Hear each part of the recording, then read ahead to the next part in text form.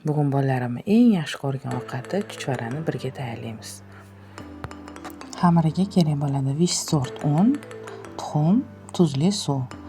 Yaxshilab qattiqqina xamir qorib olamiz. Bo'laklarga bo'lib, tindirgani olib qo'yamiz. Menda 3 ta katta zuvala chiqdi. Bolalarim juda ham chuchvar yaxshi ko'rgani uchun bitta qilganda ko'proq qilib morozinada saqlayman. Ichiga nachinkasiga 5-6 ta katta piyoz maydalab to'g'rab yoki manga o'xshab cho'pperda maydalab olsanglar bo'ladi. Misorovkada o'tkazilsa suv chiqib ketadi, o'shaning uchun cho'pperda yoki qo'lda maydalab to'g'rayman. Qiymamizni 1,5 kilo go'sht, 1,5 kilo dumba, uni ham misorovkadan o'tkazib, piyozimizga qo'shib, tuz ziravorlar bilan yaxshilab aralashtirdim.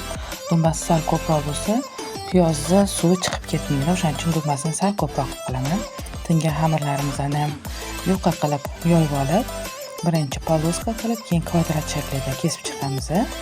Men kvadratlarimni salgina kattaroq qilaman, hamma xohishiga qarab kesib olishi mumkin. Men ko'proq qilganim uchun chuchvaralarimni xamirim bir-biriga yopishib ketmasligi uchun, ishim tezroq bitishi uchun salgina kattaroq shaklda kesib chiqaman. Hamma xamirlarim kesib bo'lgandan keyin paketga solib qo'yaman. Paketda ustlari qotib, bir-biriga yopishib qolmaydi, yaxshi turadi. Kerak-keragini azgina-azginadan olib, sekin-sekin bukuraman. Mana shunaqa ko'rinishda bukaman. Hamma har xil ko'rinishda bukishi mumkin.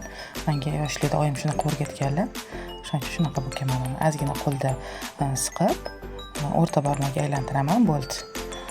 Hamma har xil o'zini xohishiga qarab bukishi mumkin.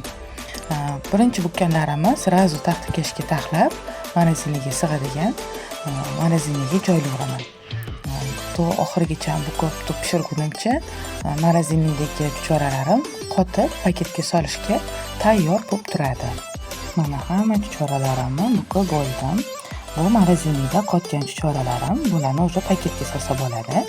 Sanab paketga keraklicha solib, morozinida saqlasa bo'ladi. Qachon kerak bo'lsa, bolalarim so'rasa olib, limon qaynatib beraveraman. Bu yerda tavada ozgina yog' solib, piyoz, pomidor, ozgina tomat solib qovuraman. Ustiga sirdoq. Qozonimga suv qaynab chiqqandan keyin ozgina yog', rolton pripravasi, ozgina zeylan, rayhon solib, bitta qaynab chiqqandan keyin chuchvaralarimizni solamiz. Chuchvaralar mana shu suv ustiga qaynab chiqqandan keyin tagini salgina pasaytirib, 10 minutda уже chuchvaralarimiz tayyor. Kim xohlasa sho'rvali qilib, kim xohlasa mana shunaqa quruq qilib laganga suzib, ustiga sirdoqlari bilan berishimiz mumkin. Hammaga yoqimli ishtaha. Shu uslubda ham bitta tayyorlab ko'ringlar.